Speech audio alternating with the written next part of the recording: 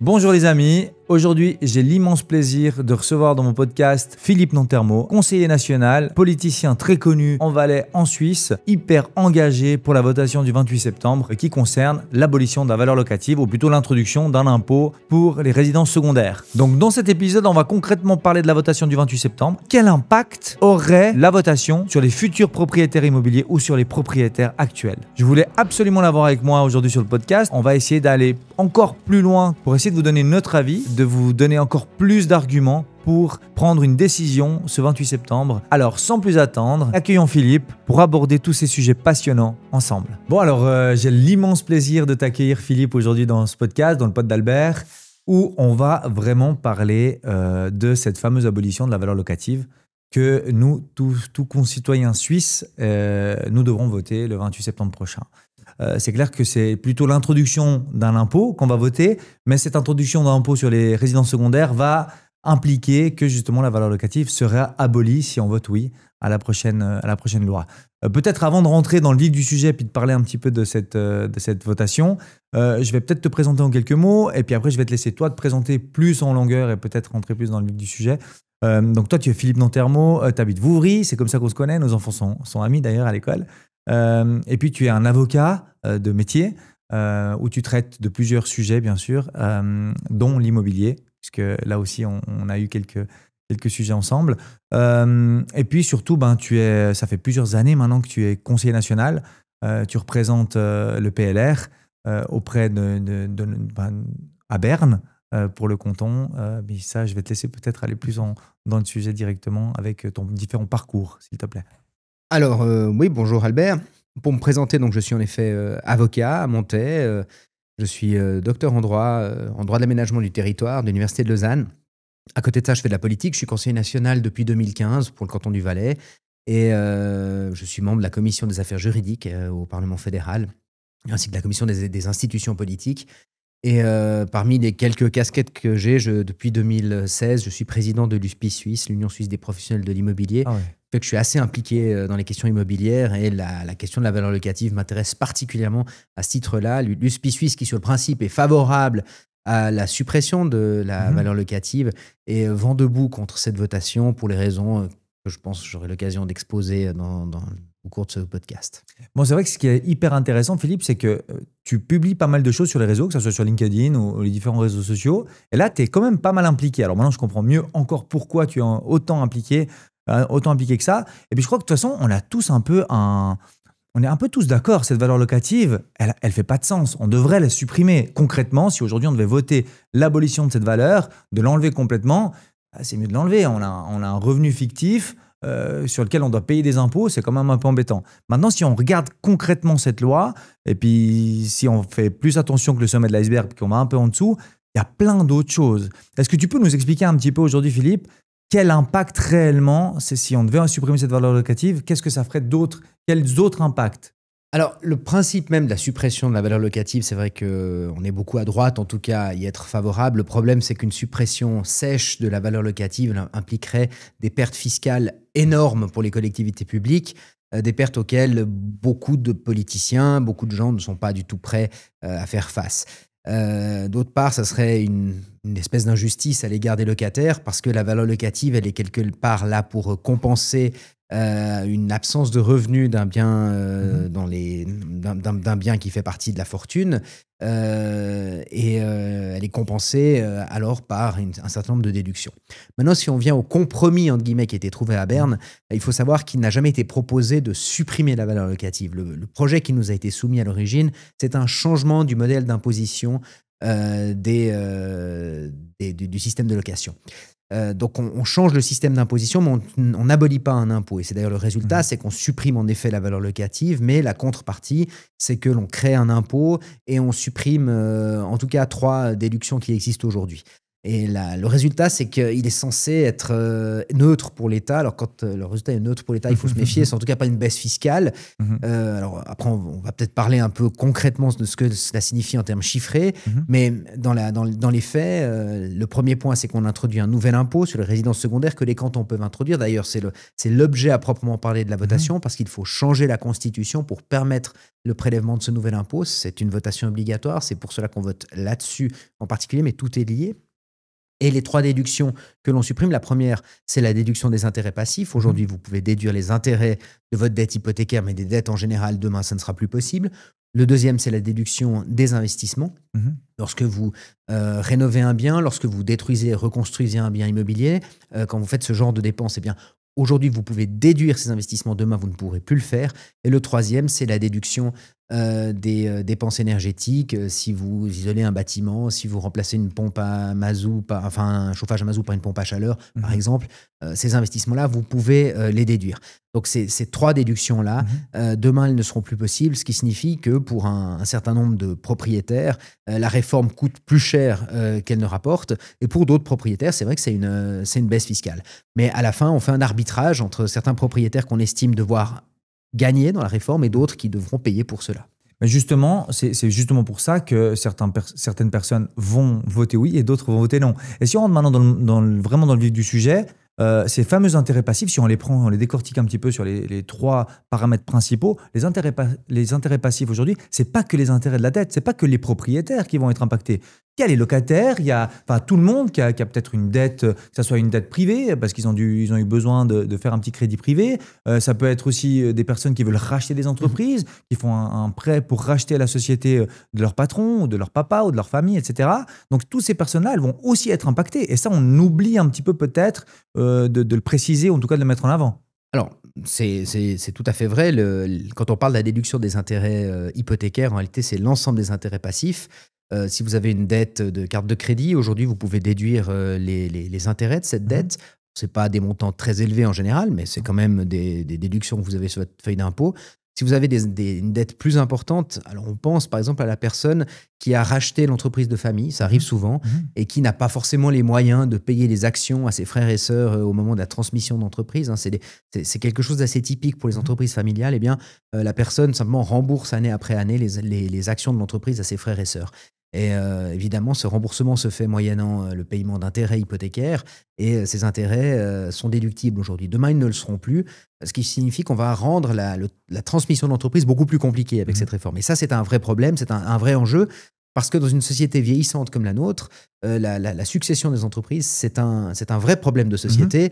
D'ailleurs, il n'y a qu'à voir le nombre de séminaires que les milieux économiques organisent sur la transmission des entreprises. C'est une des préoccupations de beaucoup d'entrepreneurs. À la clé, il y a beaucoup de postes de travail aussi. C'est ça. Et on ne veut pas que ces entreprises disparaissent ou soient mangées par des gros conglomérats. C'est la destruction du tissu de PME dont il est question. Je veux revenir aussi sur ce que tu disais, quand tu disais chacun va regarder s'il gagne ou il perd dans cette votation. C'est un peu le danger. Parce que ponctuellement, on peut se dire, voilà, je regarde ma feuille d'impôt, je ne paye pas beaucoup d'intérêts hypothécaires en ce moment, donc j'ai intérêt à accepter la réforme. C'est un calcul à court terme qui est un peu dangereux. Parce que, alors c'est vrai qu'aujourd'hui, en 2025, les intérêts hypothécaires sont relativement bas. Ils ont été plus bas par le passé, mais ils ont été aussi beaucoup plus élevés. On pense aux années 90 où il y avait des intérêts hypothécaires qui dépassaient les 7%. On pense à 2008 aux États-Unis où les intérêts hypothécaires se sont envolés après la crise des subprimes.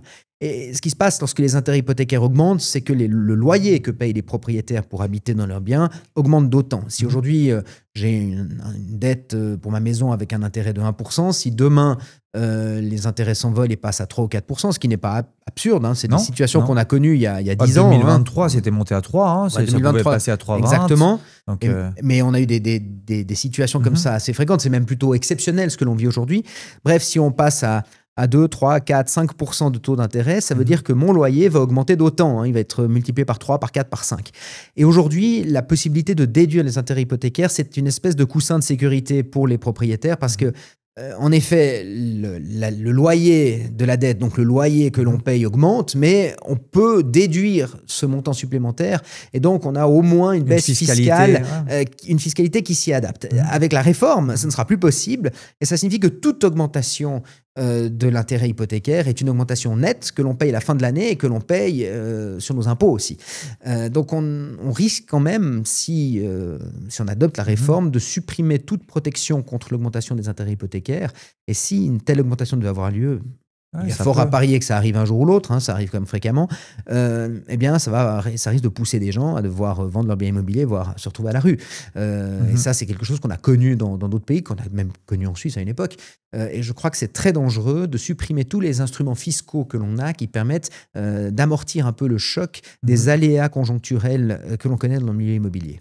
Non, puis surtout, si on regarde un petit peu au niveau économique, on a parlé tout à l'heure des entreprises, on parle maintenant de l'immobilier. On est quand même dans un pays où ça construit bien, on a des taux d'intérêt très bas. Les personnes qui veulent devenir propriétaires ont tout un intérêt parce qu'on arrive facilement à neutraliser cette fameuse valeur locative aujourd'hui avec les intérêts. Quoique, c'est vrai que quand les taux sont à 1%, peut-être qu'on n'arrive pas à la neutraliser totalement. Mais par d'autres aspects fiscaux, on arrive toujours à améliorer un petit peu le confort de devenir propriétaire. Et là, on va complètement le perdre. Donc du coup, j'ai peur que peut-être moins d'achats, moins de personnes qui voudront devenir propriétaires, moins de personnes qui voudront, comme on l'a dit tout à l'heure, peut-être reprendre des entreprises, etc. Donc en fait, c'est tout un tissu économique et peut-être toute une roue qui risque de se freiner ou de s'arrêter. Et ça, on le définit très mal aujourd'hui. En tout cas, je n'ai pas l'impression qu'on se rend compte que ça peut avoir un impact assez fort sur les années à venir. Alors, on fait un arbitrage dans cette votation entre deux catégories de propriétaires. Vous avez le propriétaire, le nouveau propriétaire ou le propriétaire qui est endetté, qui doit payer relativement beaucoup d'intérêts parce qu'il a une dette encore importante, parce qu'il est jeune propriétaire, qui doit entretenir son bien immobilier, parce que simplement il a des perspectives d'habiter ce bien pendant des décennies encore, qui va peut-être encore faire des investissements dans ce bien, notamment qui va faire des investissements énergétiques dans ce bien, qui va payer des assurances sur ce bien, enfin qui va avoir toute une multitude de dépenses pour ce bien qui aujourd'hui sont déductibles. Et en face, on a le propriétaire qui est l'archétype du propriétaire qui ne peut plus rien dépenser, c'est celui qui a payé sa dette, donc qui a bénéficié toute sa vie durant des intérêts, des déductions dont je viens de parler, mais qui n'en bénéficie plus aujourd'hui, qui n'a plus de perspective d'investir parce qu'il est plutôt sur la fin de sa vie et il n'a pas forcément envie de refaire sa salle de bain et de refaire son toit. Bon, ben, c'est un choix, c'est un droit, qui n'a pas non plus envie de faire des investissements énergétiques, donc qui a un bien immobilier qui laisse, je dirais pas à l'abandon, mais qui se dit c'est la génération d'après qui se chargera de l'entretenir. Et face à ces deux catégories de propriétaires, on a clairement choisi dans la réforme actuelle de favoriser la deuxième catégorie aux dépens de la première.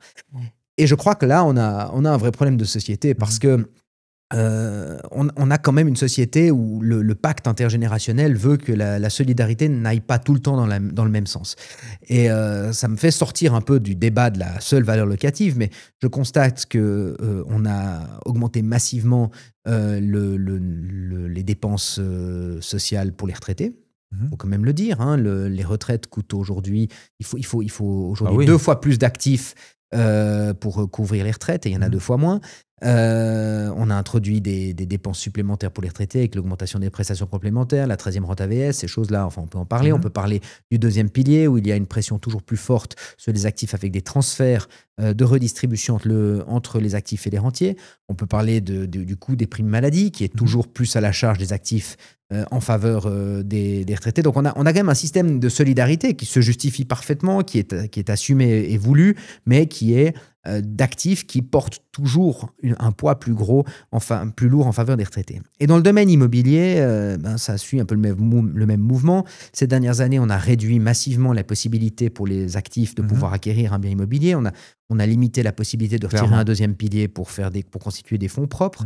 On parle maintenant de fiscaliser le retrait des deuxièmes piliers et des troisièmes piliers, ce qui n'a pas seulement un impact quand on arrive à l'âge de la retraite, mais qui a un impact aussi lors d'un retrait d'encouragement à la propriété du logement à 35 ou à 40 ans. On a évidemment le prix de l'immobilier qui a augmenté. Bon, ça, vous me direz que ce n'est pas forcément un choix politique, mais c'est quand même un état de fait. Et on parle aujourd'hui de changer encore la fiscalisation de la propriété immobilière qui défavoriserait les actifs en faveur des retraités. Et je pense qu'à un moment donné, l'équilibre entre les générations est complètement rompu si chaque réforme est faite en faveur d'une génération aux dépens de toutes les autres. Et c'est ce qu'on est en train de faire aujourd'hui. Et je crois que moi, j'ai un message à l'égard des retraités d'aujourd'hui, c'est pensez quand même à vos enfants aussi. Exactement. Vous avez bénéficié quand même de toutes les déductions qu'on parle de supprimer aujourd'hui pendant toute votre vie.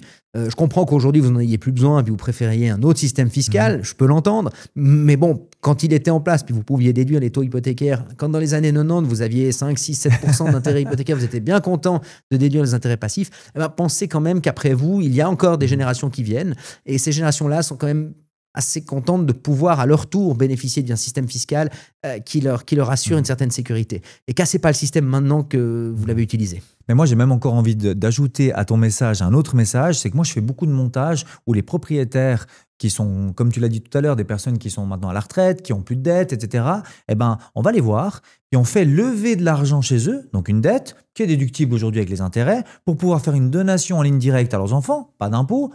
La majorité des cantons, en tout cas ici qui nous entourent, jusqu'à un certain montant, permettent de pouvoir faire cette donation complètement sans impôt. Et puis à ce moment-là, les jeunes, que ce soit la première ou la deuxième génération, peuvent acheter un bien immobilier, devenir propriétaires et pas payer un loyer dans le vide, etc.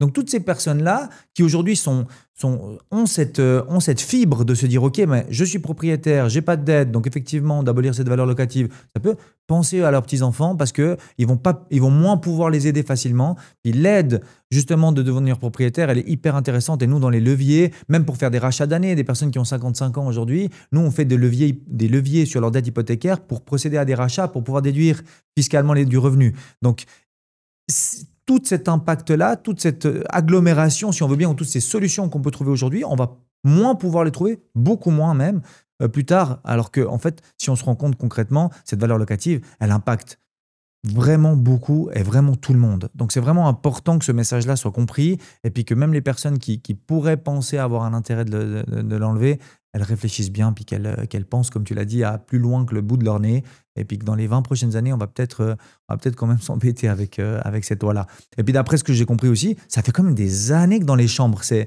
en discussion de vouloir l'abolir. C'est dommage qu'on n'ait pas réussi à trouver justement un bon équilibre. Bon, alors, en ce qui concerne les montages financiers qu'on peut mettre en place aujourd'hui avec cette fiscalité, c'est indiscutable que c'est possible. Et je crois que c'est une bonne chose. D'ailleurs, le rôle de la fiscalité, disons que le mauvais côté, c'est qu'on doit payer des impôts, évidemment, comme citoyen, mais le bon côté, c'est qu'on arrive à encourager certains comportements, on arrive à favoriser certaines situations et on va faire tabula rasa de tout ça. Bon, le fonctionnement à Berne découle aussi de la logique institutionnelle qui est très lente, qui explique aussi pourquoi on vote sur un objet qui s'appelle création d'un nouvel impôt sur les résidences secondaires et pas sur abolition de la valeur locative. Ça énerve beaucoup de gens, mais ma foi, les institutions sont ainsi faites. C'est pas de la triche, c'est pas une volonté de mal faire. Ce qui est plus surprenant, par contre, c'est l'incapacité de nous proposer un projet qui soit vraiment clair. Je m'explique. À Berne, on a connu les coûts estimés, parce que c'est un peu au doigt mouillé qu'on a fait cette estimation, mais les coûts estimés de l'ensemble du paquet quelques jours avant le vote final. Et on nous dit le projet qui nous est présenté devrait coûter aux collectivités publiques 1,7 milliard de francs, donc ça devrait réduire les impôts d'autant.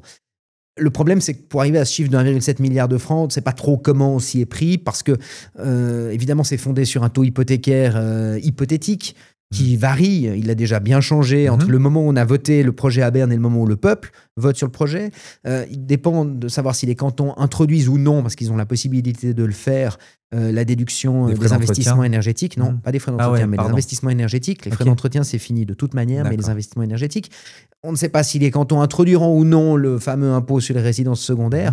Donc on est quand même avec trois variables qui peuvent changer énormément. Évidemment que si les intérêts hypothécaires passent de 1,5% à 3%, ça changera tout sur les coûts de la réforme. Et on nous dit ensuite, les cantons refont leurs calculs. Le canton du Valais nous dit que ça va coûter au canton 70 millions, enfin 35 pour les communes, 35 pour le canton, et le canton de Vaud nous dit que ça rapporterait 180 millions. En fait, on n'en sait rien. C'est une réforme, on n'a aucune idée si à la fin, ça rapporte ou ça coûte. Je rappellerai quand même que la dernière réforme de l'imposition des entreprises 2, la Confédération disait que ça devait coûter environ 700 millions et ça a coûté 7 milliards. Donc, voilà, quand on est dans quand on se plante avec dans une fourchette pareille, avec en plus moins d'inconnus que dans cette réforme-ci, je crois qu'on doit faire un petit on doit prendre nos précautions avant de prendre une décision. Non, mais je crois que c'est important aussi de donner le bon message. T'as pas l'impression aussi que là, on parlait tout à l'heure, donc la votation du 28 septembre, c'est l'introduction d'un impôt sur les résidences secondaires. Moi, je vois bien, je discute un petit peu autour de moi, il y a plein de gens qui me disent « Ah, mais moi, j'en ai rien à foutre, de toute façon, j'aurai pas de résidence secondaire. » Et ils regardent pas. Et en fait, ce qu'ils se rendent pas compte, c'est qu'on discute d'un impôt. Après, on dit « Oui, mais c'est l'abolition de la valeur locative. » Donc, on part d'un amalgame en se disant « Ouais, mais c'est que les propriétaires qui sont touchés ou alors que les propriétaires qui peuvent avoir des résidences. » Mais en fait, c'est les intérêts passifs.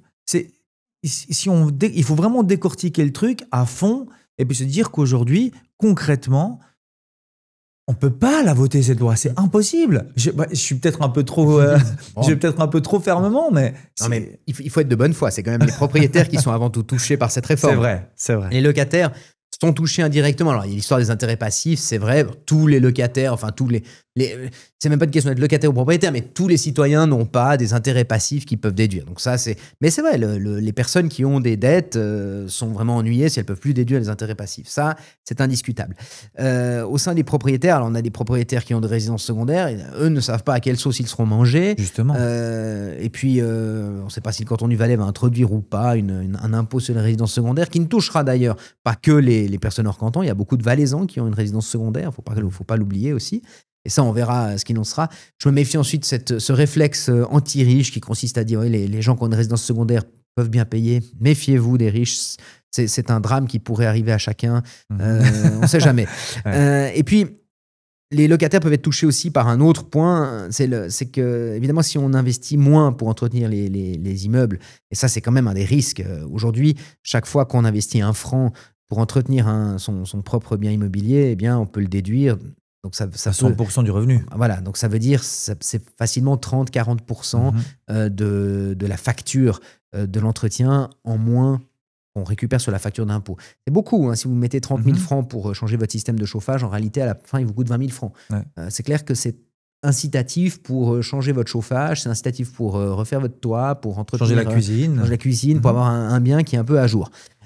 C'est clair que si vous ne pouvez plus le faire, vous serez tenté le jour où vous avez le chauffage qui péclote de faire du bricolage plutôt que changer complètement la chaudière pour éviter de refaire tout le toit mais remplacer 2-3 tuiles et puis changer une fenêtre brisée plutôt que refaire toutes les fenêtres. Et la conséquence, puisqu'on sait aussi que les biens immobiliers, eh bien, ils tournent, hein, ils sont un jour, ils sont habités par le propriétaire qui le loue le lendemain, surtout si vous avez un divorce, ce genre de choses qui arrivent. Eh bien, à la fin, c'est un locataire qui vit dedans. Et le locataire qui, a priori, n'est pas concerné par la réforme peut être concerné parce que si on ne peut plus déduire les frais d'entretien, eh bien, la qualité du parc immobilier va simplement diminuer année après année. Et ça touche les locataires. Donc, les locataires sont pas, en effet, ils ne sont pas touchés aux premières lignes. Ils peuvent être touchés si les recettes fiscales diminuent, mais ça, c'est un argument plutôt porté par la gauche, mais ils peuvent être touchés à cause de la suppression de la déduction des intérêts passifs, ils peuvent être touchés parce qu'on entretiendra moins les biens immobiliers, ou ils peuvent être touchés simplement le jour où les locataires deviennent propriétaires, ce qui est le lot quand même d'un certain nombre de nouveaux propriétaires. Justement, rentrons dans cette phase de frais d'entretien. Parce que là aussi, on entend de tout. Les frais d'entretien, si la loi passe, donc si on abolit la valeur locative, les frais d'entretien ne seront plus déductibles. Les frais d'entretien purs, donc on vient de le dire, changer une cuisine, changer une salle de bain. Ce que beaucoup de monde, il faut quand même le citer, beaucoup de propriétaires font aujourd'hui pour justement déduire directement des impôts. On rappelle quand même, encore une fois, on donne des chiffres concrets. Tu cites un 30% de taux marginal. Le taux marginal, c'est ce que tu payerais d'impôts sur chaque 100 francs supplémentaires que tu gagnes. Si tu as 30% et puis que tu fais 30 000 francs, c'est 9 000 francs que tu peux, si tu es à 30%, 9 000 francs que tu peux déduire en direct de tes impôts. Tu as 25 000 francs d'impôts, 9 000 francs de moins. Les frais d'entretien, aujourd'hui, pour les nouveaux propriétaires, si ça rentrait, les nouveaux propriétaires pourraient de toute façon pas les déduire non plus, alors qu'ils pourraient déduire les 10 premières années les intérêts. Ce qui font aussi une différence. Alors, ils pourraient déduire un maximum de 5 000 francs en moyenne par année. De frais d'entretien? Non, d'intérêt. Ok. Pendant 10 ans. Donc, ce serait plafonné pendant 10 ans. Enfin, pour une première fois, pour un premier bien. Voilà. Donc, voilà, ils ont mis un sucre pour les nouveaux propriétaires. Un montant plafonné à 5 000 francs par propriétaire. Ok. Donc, c'est quand même pas... Ouais, c'est pas le... Ouais, non, mais c'est pour ça que c'est important de le dire. Parce qu'il y a souvent de nouveaux propriétaires qui disent « Ouais, mais moi, en fait, les 10 premières années, je peux déduire les intérêts. Puis, en fait, c'est pas grave, les frais d'entretien. De toute façon, j'achète un bien neuf, donc j'en ai rien à foutre. » Oui, mais quand on achète un bien... principe, l'immobilier, comme son nom l'indique, il est là pour durer. Seulement, pour qu'il dure, il faut l'entretenir. Et l'entretien, alors on calcule 2% de la valeur du bien à investir chaque année pour l'entretenir. Et aujourd'hui, on peut intégralement déduire ces frais. Et c'est important, ça peut même aller très vite. Vous pouvez vite, après quelques années, avoir un besoin de faire des transformations. Et le fisc est d'ailleurs souvent un peu coulant sur ce qu'on admet. Il y a même des améliorations sont en principe pas admises, mais on peut quand même justifier. Il y a une certaine marge d'appréciation qui est bienvenue. Ça va même au-delà des stricts frais d'entretien. Il y a aussi toutes les assurances. Aujourd'hui, on peut déduire l'assurance du bâtiment. On peut déduire une assurance tremblement de terre qui n'est pas obligatoire, qui n'est pas assurée par l'État, mais qui est bienvenue en Valais, puisqu'on sait qu'on a un risque sismique qui est important. C'est un encouragement fort parce qu'elle coûte des centaines de francs chaque année.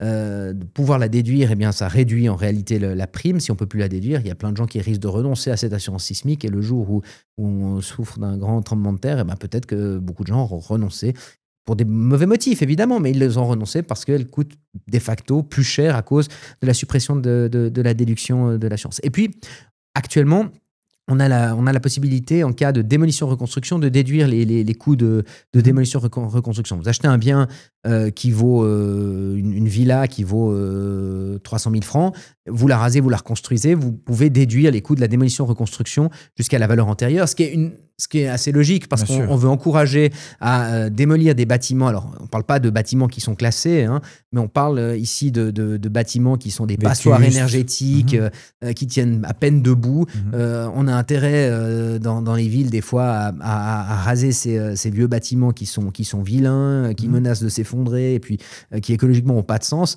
L'intérêt pour le propriétaire, évidemment, c'est de pouvoir faire ces travaux. Si vous ne pouvez plus déduire le coût de la démolition et de la reconstruction, vous ne pouvez concrètement plus le faire. Donc la démolition-reconstruction, c'est une industrie qui sera réservée aux gens qui ont vraiment les moyens de le faire. On écarte complètement des propriétaires, disons, de la classe moyenne de cette possibilité-là. Et ça, on en parle très peu dans la campagne, mais c'est aussi un cas qui se présente parfois et qui, quand il est mis en œuvre, est très important, notamment pour le patrimoine urbain. Mais justement, tu parles de la classe moyenne. On est aujourd'hui, j'ai l'impression que tout ce que je lis ou tout ce que j'entends, encore une fois, je dis encore une fois parce que j'ai l'impression que c'est souvent le cas quand même, c'est la classe moyenne qui va payer les pots cassés si la loi venait à rentrer.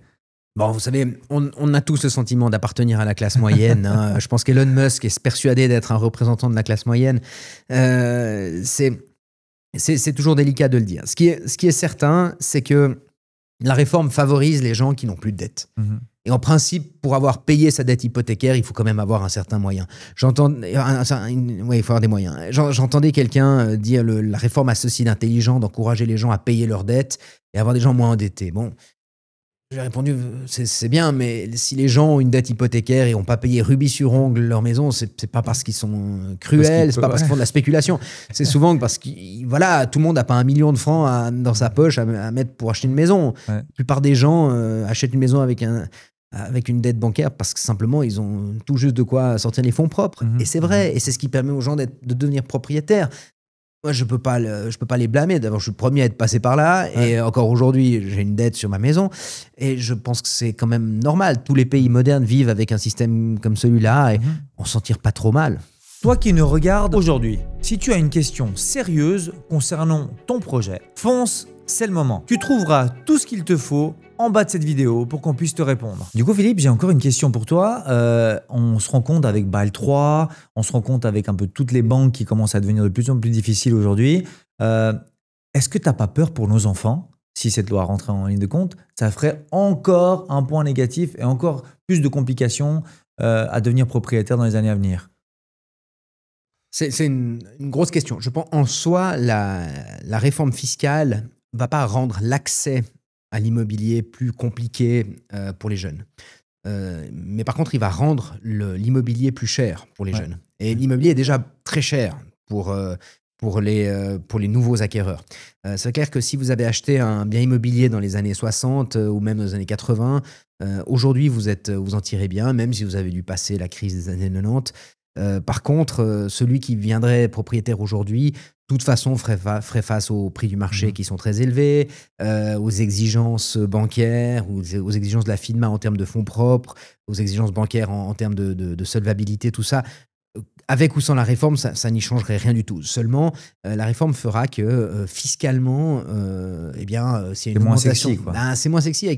Si par exemple une augmentation des taux hypothécaires, Mhm. forcément, tout à coup, l'acquisition immobilière deviendra moins intéressante, ou simplement l'entretien du bien immobilier sera moins attractif. Donc l'un dans l'autre, ça peut rendre la location plus attractive par rapport à la propriété individuelle à long terme, en effet. Et puis si maintenant on vote non, donc voilà, le non remporte, ils vont revenir avec un autre projet, avec...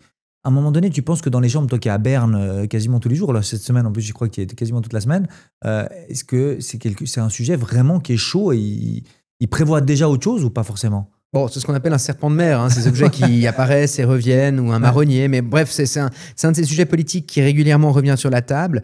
On avait voté sur la valeur locative dans un paquet fiscal qui avait été combattu par les cantons au début des années 2000. Ok. Et ça avait été rejeté déjà une fois. Et, sauf erreur, il y a eu d'autres votations sur ce sujet. Alors, des fois, ça s'est arrêté au Parlement, d'autres fois, ça allait jusque devant le peuple. Donc, c'est pas impossible qu'on revote sur l'objet un jour ou l'autre. Cela dit, il faut quand même être réaliste. Si le projet est coulé aujourd'hui, je ne suis pas convaincu qu'on aura sous peu un autre projet de modification de la valeur locative, pour une raison assez simple, c'est que les caisses publiques aujourd'hui sont relativement vides. Enfin, on est dans une phase plutôt où on doit prendre des mesures d'économie. Réduire la valeur locative ou supprimer la valeur locative implique quand même des dépenses publiques, enfin une réduction des dépenses publiques importantes. Donc, ce serait une réforme pour aller plus dans le sens d'un abaissement de la valeur locative sans ou avec moins de suppression des déductions. Ça coûterait très cher. Et je ne suis pas persuadé qu'on soit dans une période où ce serait politiquement envisageable. Sans parler d'une réforme qui pourrait réveiller le vieux conflit entre les propriétaires et les locataires. Ouais. Et on l'a vu ces dernières années, quand on a ce conflit, il a plutôt tendance à tourner en faveur des seconds. Et au niveau politique, comment est-ce que c'est partagé, le oui et le non? J'ai vu que il y a des plutôt UDC, plutôt droite qui sont plutôt pour. On a le centre qui est un peu partagé. Comment est-ce que toi tu le sens au niveau des partis? Bon, alors la gauche est contre. Voilà. Ok. Globalement, ça on peut le dire, parce que le point de vue de gauche, c'est de toute façon, à la fin, ça coûte, ça rapporte rien. Seulement, plutôt que favoriser les rénovations des bâtiments, l'entretien des bâtiments, on favorise les gens qui ont payé leurs dettes. Donc, d'un point de vue sociétal, il n'y a rien à gagner. Ouais. Ça, je peux l'entendre. C'est un discours de gauche qui a, de toute façon, historiquement, défend les locataires contre les propriétaires. Donc, c'est pas tellement viscéralement contre le projet lui-même, mais contre le nouvel arbitrage qui est fait dans ce projet. À droite, c'est plus compliqué que ça. À droite, on a une droite alémanique qui est très attachée à ce projet, du centre à l'UDC, en passant par le PLR. Aussi parce que les valeurs locatives sont plus élevées en général en Suisse alémanique. Et il y a une force contre les valeurs locatives qui est très forte, d'une part. Et deuxièmement, c'est pas très politiquement correct de le dire, mais parce qu'en Suisse alémanique, les retraités ont un poids politique beaucoup plus fort qu'en Suisse romande. En Suisse alémanique, les associations de retraités, lorsqu'elles disent quelque chose, Tout le monde va voter. disons que le point de vue des actifs compte beaucoup moins qu'en Suisse romande, on les écoute moins. Vous regardez l'organisation des propriétaires immobiliers, la Hauseigentümerverband, c'est une organisation qui représente beaucoup de retraités, en fait, mais qui méritent d'être défendus aussi. Hein, c'est pas quelque chose contre eux, mais voilà, disons qu'il reste quand même une partie de la population, et c'est pas une caste intouchable. Ils doivent être traités à égalité avec le reste de la population. Et en Suisse alémanique, on a tendance à leur prêter une oreille plus attentive qu'au reste de la population. En Suisse romande, je pense qu'on a tendance à être plus équilibré. Il y a moins de tabous là autour. On se rend compte quand même que pour une société fonctionne bien, il y a besoin de retraités, mais on a besoin aussi d'actifs qui puissent quand même sortir la tête de l'eau. Donc en Suisse romande, du côté de la droite, on est beaucoup plus partagé. Au PLR, par exemple, c'est quasiment l'unanimité contre cette loi. Ok. Alors, individuellement, vous trouverez des gens qui sont Bien favorables, mais globalement, les partis ont dit non, tous les élus fédéraux romans au PLR ont dit non. C'est la même chose, grosso modo, au centre. L'UDC, c'est un peu plus délicat. On sait aussi que les élus UDC en Suisse romande ont plus de peine à s'émanciper de la tutelle zurichoise. Ok. Mais ce n'est pas le cas partout. En Valais, par exemple, l'UDC du Valais roman a pris position contre la réforme. Donc, globalement, on peut dire qu'en Suisse romande, la fronde contre la réforme est très marquée. En Suisse alémanique, c'est plus tendu. Bon, puis après, il y a aussi, tu parlais aussi des régions. En Valais, on est quand même un canton où on a passablement de résidents secondaires, comme tu l'as dit tout à l'heure, des étrangers, mais beaucoup de Suisses, beaucoup de Valaisans qui ont des résidences secondaires. Donc peut-être qu'effectivement, le Valais, je pense qu'à mon avis, si je ne me trompe pas, il m'étonnerait beaucoup que les Valaisans votent oui à cette loi. Difficile à dire. Les Hauts-Valaisans semblent être conquis par cette loi. Okay. C'est ce qui ressort de pas mal d'échanges. À l'inverse, dans le Valais romand, ça semble être moins le cas.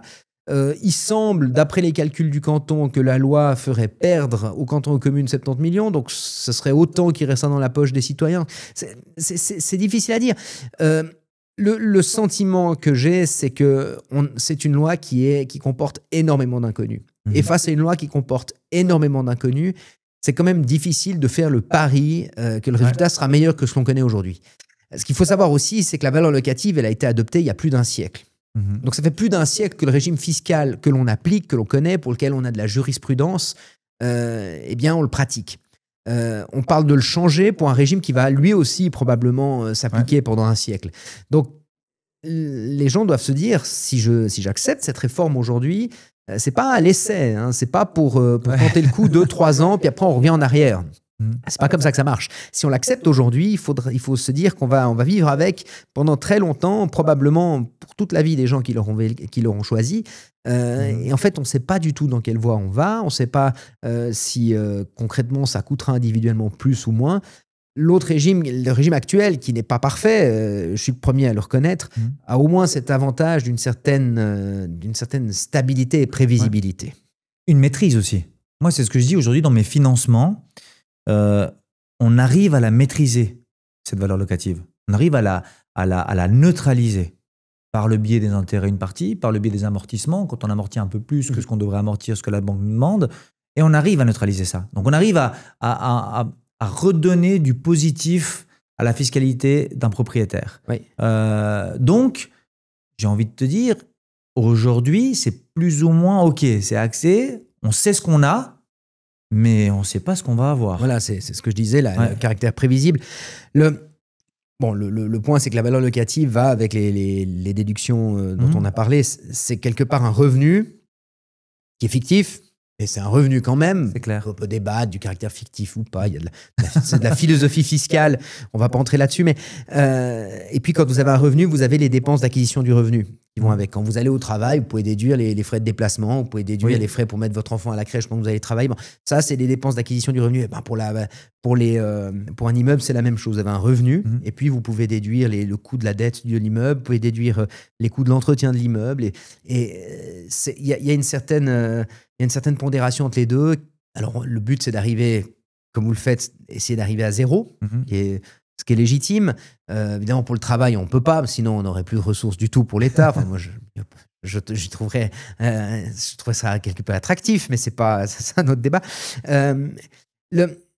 Le problème de cette valeur locative ici, c'est que si on la supprime complètement, comme on veut le faire avec la réforme, on ne pourra pas justifier vraiment de garder les déductions qui existent aujourd'hui. Et c'est tout le problème. Donc la prévisibilité du système est vraiment battue en brèche. Mais est-ce que, Philippe, d'un ordre général, on n'a quand même pas un problème des personnes qui se déplacent pour voter ou des votants? On n'a pas une majorité de personnes qui ont 50, 55 et plus, et des jeunes qui sont pas assez, qui s'impliquent pas assez dans ces votations. Vous, au niveau statistique, non? Tu penses pas? Moi, je fais pas les statistiques, hein. Je connais pas plus que le reste de la population, mais c'est un vieux problème. C'est classique, hein. En Suisse, on sait qu'on a entre 30 et 50% des gens qui se déplacent pour voter. C'est pas plus le cas à cette votation que pour une autre. À chaque fois qu'on a une votation, on a le sentiment d'être particulièrement moins bien traité dans celle-ci en termes d'intérêt pour la population. Quoique cette fois-ci, j'ai le sentiment que les gens en tout cas en Valais, sont particulièrement intéressés par le sujet. Ouais. Preuve en est, on fait des podcasts, ça n'arrive pas à chaque fois. Hein. C'est vrai. Ma foi, il faut vivre avec le système, il n'est pas parfait. Mais comme disait, je crois, Winston Churchill, la démocratie reste de tous les systèmes le moins pire. D'ailleurs, j'ai une anecdote là-dessus. Moi, je suis suisse depuis pas longtemps. Donc, du coup, j'ai le premier matériel de vote. Première fois que je peux voter, c'est cette loi-là.